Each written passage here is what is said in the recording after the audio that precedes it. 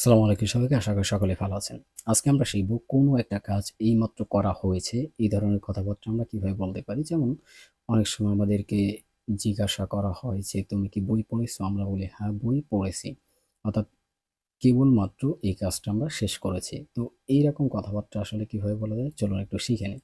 তো প্রথমে sentence make করতে হবে। সেন্টেন্স মেকের ক্ষেত্রে প্রথমে আমাদের সাবজেক্ট বসাইতে হবে। এরপরে হ্যাভ, হ্যাজ যেকোনো একটাকে বসাইতে হবে আমাদের সাবজেক্ট অনুযায়ী। তারপরে মেইন ভার্বের ৩ নাম্বার কে বসাইতে হবে অর্থাৎ V3 কে বসাইতে হবে। তারপরে হচ্ছে একটা অবলিক বা এক্সটেনশনকে বসাইতে হবে। তাহলে আমাদের একটা সেন্টেন্স হয়ে যাবে। যেমন দেখেন, I have eaten rice. আমি ভাত খেয়েছি। এইখানে দেখেন আইটা হচ্ছে সাবজেক্ট, তারপরে আমরা হ্যাভ কে বসাইছি আমাদের সাবজেক্ট অনুযায়ী, অর্থাৎ আই যদি সাবজেক্ট থাকে তারপরে আমাদের হ্যাভ ভার্বকে বসাইতে হয়। এরপরে হচ্ছে ইটের পরে আমরা ইটেনকে বসাইছি, অর্থাৎ ইট হচ্ছে আমাদের ভার্বের ১ নম্বর রূপ, এর ৩ নম্বর রূপ হচ্ছে ইটেন। ঠিক আছে? এরপরে হচ্ছে রাইস, রাইস হচ্ছে আমাদের অবজেক্ট বা এক্সটেনশন। তো এইভাবে আমাদের প্রত্যেকটা সেন্টেন্স গঠিত হবে। আমরা জাস্ট প্র্যাকটিস করব। যেমন দেখেন, he has read the book. সে বইটি পড়েছে। She has cooked dinner.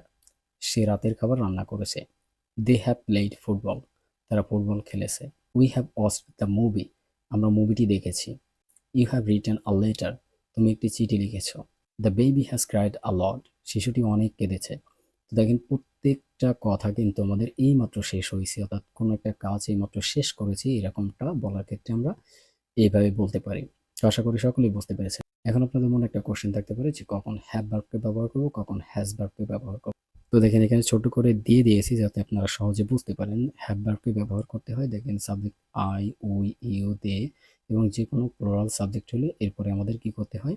Have ভার্বকে ব্যবহার করতে হয়। আর যদি সাবজেক্ট হি, শি, ইট এবং সিঙ্গুলার সাবজেক্ট হয় অর্থাৎ তৃতীয় একজন ব্যক্তি হয়, তারপরে আমাদের হ্যাজ ভার্বকে ব্যবহার করতে হয়। ঠিক আছে? এরপরে আমাদের কি করতে হয়? মেইন ভার্বের ৩ নাম্বার রূপকে বসাইতে হয়।